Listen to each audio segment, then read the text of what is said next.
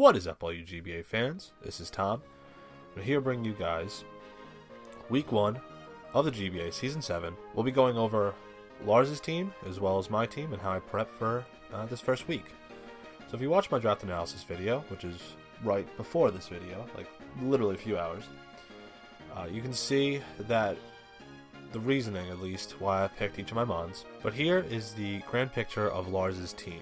And this is going to go over in order, just like last season. If you don't like this, tough, but this is how I like explaining the other coach's team instead of just like providing a Gazo, screenshot of like their roster in plain text. So hopefully you guys like this. But right here, this goes over essentially the rankings I have with how threatening each of Lars' respective mons are in terms of against my team. Now, right off the bat, you might think that, oh yeah, Magirna is the biggest threat that Lars has on his team this week. Well, I would be inclined to agree.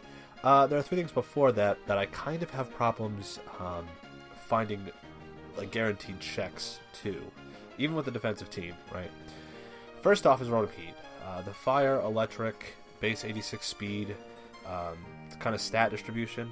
This essentially means that I don't have very many good switch-ins. Like, I could utilize the combination of Vaporeon and Nidoqueen, but I have to make a lot of 50-50 guesses, because if he goes for Volt Switch, I can go to Nidoqueen, but if I go on Vaporeon, I get blasted. Like, same thing with if he went for like Overheat. Also, Trick, he could pretty much cripple Porygon too. So Rotom Heat I think this week is very important. More important than I'd say Magirna or Latias. Then moving down, we have two physical threats that my team just really can't handle. When it comes down to whenever any of these three come in, being Lucario, Crawdon, or Rotom Heat, I kind of have to pick something to take big damage or just kind of sack off, which is kind of a problem for a defensive team, but it is kind of the nature of this team, and Lars' team is very offensive. This whole top line are just offensive threats that, if go unprepared for, will cause a huge problem for my team. But I feel like I can prepare adequately for all of them, or at least find the best answer I possibly can. It's not like I'm just going to go, oh, well, screw it. So, Lucario can set up, Crawdon can also set up with Swords Dance, Lucario can also go on the special side. Both of them beat out Porygon 2. They kind of do really big damage, things like Celesteela or even Vaporeon. So I kind of have to prepare a certain way for like a physical set for either of them. It makes sense for him to use like a physical Lucario this week because of the fact that he has so many special attackers, being Magirna, Rotom, Latias, Tornadus, stuff like that. Then we move our way down to like Magirna and Latias. Both of them, I think this week are going to be some sort of setup variant. I prepared heavily for a Calm Mindset because it just makes sense for him to use a sub-Calm Mindset based on what would come in on those mons. Even if he has like a Specs Magirna, that would also make sense, albeit it would force him to kind of make predictions, because if I have Celesteela, floor cannon or flash cannon, he can't necessarily lock himself into. Granted, it's going to do damage, but he is then going to have to switch out. But he has a very good response for Celesteela in something like Rotom Heat. I kind of have a means to deal with both of those. They're loose checks, but again, this is kind of Lars' team in a nutshell. Then we have Tornadus. Basically, if he just sets up like a Rain Dance on a switch and then goes for Hurricane, again, very few switch-ins for that. So this whole top line is just kind of 6 of his premier threats that I'm pretty sure solid 4 of them are going to come. It's if he brings Latias plus Magirna for hazard control, whatever, and then he brings Lucario or Crawdon or Tornadus, and then Rotom Heat. So that would essentially allow him to beat most of my team. And then we kind of move down. The bottom line you're going to notice are things I can't really see him bringing. I don't see him bringing Primarina because I do have a fast electric type, and I do have good fairy checks. And if I bring like a Spadef Vaporeon, even like maybe a Specs Moonblast is not going to do that much. And I could, Wish and Protect, and I basically like Toxic him, and it's going to slow down his offense more than it's going to empower him to keep pushing through or into my team. And then I think we usually go with the fact that it's Quad Weak Ground. I have a dog that does dog things, and I have a Nidoqueen, which can take both of its stab hits. I don't think he's going to bring it. And then we have his wall core. I'm convinced that middle line, Decidueye, Donphan, Mesprit, he's going to bring 2 of those 3 to complement the 4 heavy hitters on the top line. Decidueye, if he runs like a Spadef, I'm actually thinking a defensive set to take hits from 1,000 Arrows. Because Donphan can also do that, but I think outside of just rocks, Donphan is going to be a little... It makes sense, kind of, because if he brings like Ice Shard, it pressures out Zygarde. You know, it's going to take, I think, roughly like 35% from 1,000 Arrows. Then, of course, his leftovers recovery on the switch. Donphan is a good bring. I think Decidueye is a better bring. If he brings both, then, you know, props on him. But Decidueye can get rid of hazards. It can roost. It can toxic. I think both of those are good options, more so Decidueye. And he could at least invest in whatever side he wants to adequately take hits, whether defensive, special defensive, if he wants to check something else on my team like Thundurus, right? Then we have Mesprit, again, kind of on the same lines of Donphan. He could U-turn, he could rocks, he could status, but that's pretty much all I see that Mesprit's going to do this week. Overall, I think Lars' game plan is going to be a lot of offense mixed with 2 generally good walls and kind of just push through my team with pivot. He does have Volt Switch on Rotom Heat. He has Volt Switch on Magearna. He can U-turn with Mesprit. He can Baton Pass with Decidueye. So many things he can do, and I think that that's how he has to prep this week. So the way I will respond is such. Alright guys, now we're here, and we're all going to be on Showdown just to go over my team. First off, we have Celesteela. Now, all these sets are going to be level 50, so the EVs might look a little strange, but overall, the point is that this is the best way I kind of prepare for Lars' team. Starting off, this is a relaxed max HP, or near max HP, defensive with Spadef, Celesteela with Heavy Slam. He doesn't have very many switches for Heavy Slam, but like I said, Rotom Heat is going to be his primary switch, and especially for this set, because I can only really Leech Seed it. Giga Drain Flamethrower is not going to do that much, but if he brings in something like... I could take...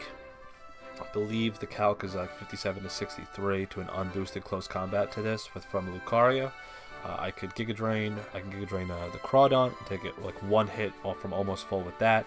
Actually, at +2, I think it's a 50% chance Adamant Crawdon knockoff to knock me out from pretty much full. So I could Giga Drain, get a lot of the HP back. Granted, it'll not kill me on the second one, but you know, it's something that could provide off big damage to his otherwise offensive threats.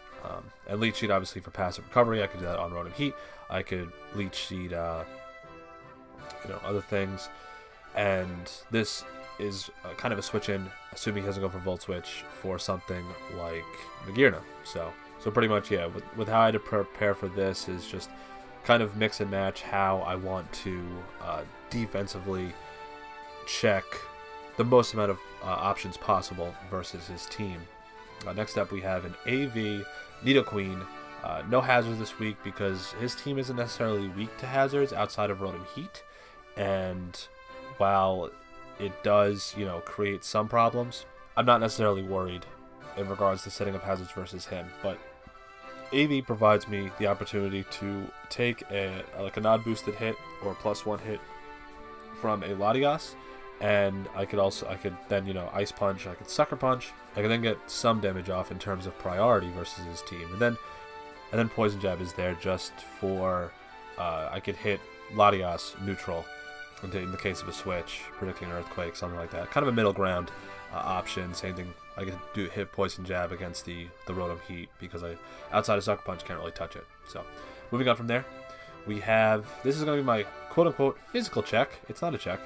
It's a switch-in that can somehow work.